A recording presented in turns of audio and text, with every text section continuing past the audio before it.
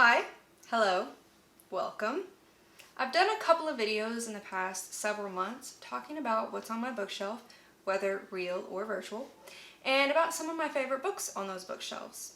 In those videos, I also mentioned some of the books that were coming up on my list to read. I figured it might actually be fun to do a video every few months or so talking about what I've been reading and if there was anything interesting. Now is as good a time as any to start because I have recently finished some really good books. The first book that I read recently was Dune by Frank Herbert.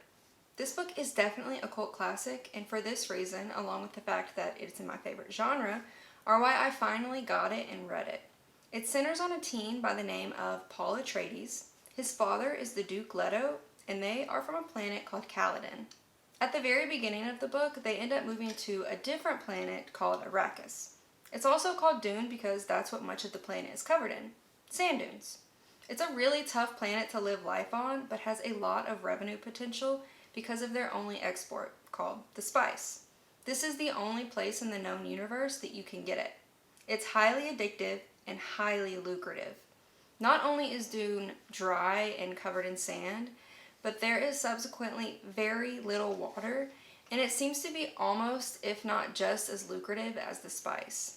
I don't want to say much more because it really is worth the read, although I won't lie, it took me probably half of the 600 pages or so to finally get into it. There is so much information thrown at you with little to no explanation that it can be kind of difficult to sort out at first. Aside from the people themselves and learning about the different planets, there's also this religious aspect that's very important to everything in the book. It just feels like you get dropped into this with no context, and you have to eventually sort out the religion, what certain things mean, and how everything is really woven together. I think I've mentioned this before, but I am definitely the kind of person that has to read a book or a series, if one exists, before I'm able to watch the movie or TV show on it. I vaguely knew there was a new movie coming out eventually, and wanted to have read it so that I could see it. After finishing Dune, I did try and watch the old Dune movie, but guys, it was rough. I don't think I ever actually saw them make it to Arrakis because I was laughing so much because I was so uncomfortable by it. From my understanding, the new version is coming out in October and it's starring Timothée Chalamet, and I could not be more excited. Technology has advanced so much that I think they'll really be able to bring everything to life so well. I didn't even know that Timothée was the one starring in it until recently, and that just made me even more excited.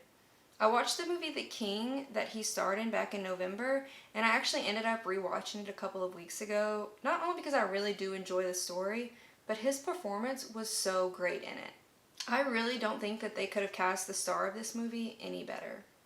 Moving on to the next that I cracked open shortly after finishing Dune, and this is called The Girl on the Train by Paula Hawkins.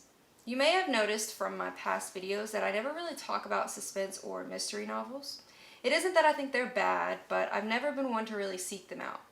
A friend of mine was doing a mystery book sale in which I got 3 based solely on a few bullet points of a description, and this one, as well as the next one I'm going to talk about, were 2 of the 3 that I received. When I tell you I started this book and did not put it down until I finished it, I absolutely mean it.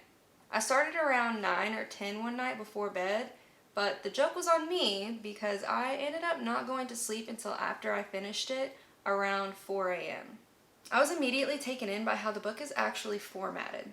You switch between the viewpoints of, I believe, 3 different people, and part of each section is written in the morning and the other part is in the evening, so it isn't like other books where you're just following them day in and day out.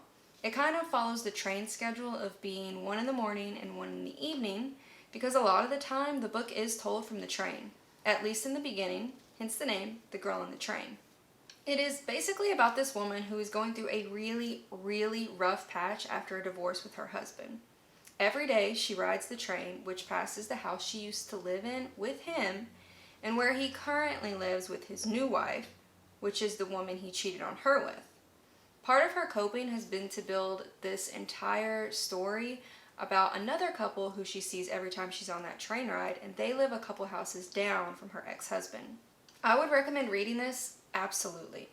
I can honestly say I was riveted and shocked while reading it, and I literally just found out that there's a movie for it and it stars Emily Blunt, so I am going to have to watch that. If I've seen it by the time I post this, I'll leave my thoughts in the descriptions, but I can already say I'm intrigued. One of the other mystery books I got was called Before She Knew Him by Peter Swanson. This is another mystery novel. I guess that's what it could be categorized as. Anyway, while this one did take me a couple of days to get through, it was honestly more because I had to actually sleep for work than for lack of wanting to keep reading it like the last one. It's about this woman named Hen and her husband Lloyd. They move in next door to another couple named Matthew and Mira. During a dinner party and house tour shortly after moving in, Hen is convinced that Matthew was the murderer of an unsolved crime years prior. Unfortunately for Hen, she is bipolar and has a history of not only hyper-focusing on things like this, but she actually attacked someone in college during a manic episode. There was an absolutely unexpected twist toward the end, and I just don't know that I've ever experienced a twist quite like this. I don't know if it's because I normally don't read books like this. I don't even know if twists like this are commonplace in this genre, but that twist alone was worth reading the entire book. If you're into these kinds of books, you have to get this one. Finally, I've been reading How to Be an Anti-Racist by Ibram X. Kendi. I must admit that this one has taken me longer to get through than Dune. Despite it being much shorter with much simpler verbiage, it's exactly what you would expect. He uses his own life experiences and realizations as a black man to help the reader better understand racism and thus anti-racism. The reason it's taken me so much longer to get through is because of how thought-provoking it is. There would be no way for me to just read straight through it. I find myself not only stopping to take notes, which is something I never do when reading, but I'll read and reread so many things over and over again. I've also subconsciously checked myself, reevaluated experiences, and thought about what I could generally do better. It's a mentally exhaustive book in that the topic is so important that you don't want to drift off or just absentmindedly read because you could miss a word. And your mind is constantly working to understand what you're reading and how it relates to everything around you.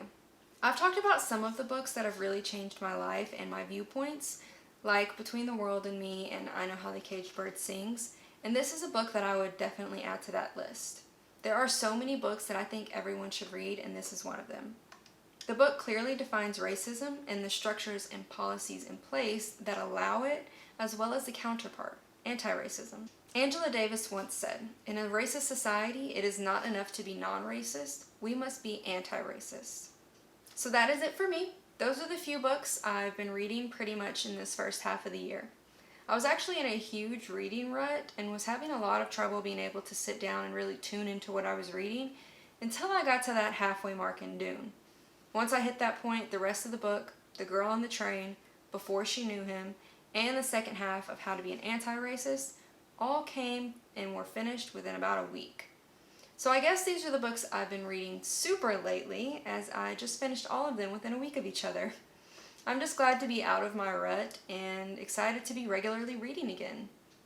If you have anything interesting you're reading or that you want me to read, let me know down below. I've also said this before, but despite how many books I've piled up or stored away, I will keep buying them.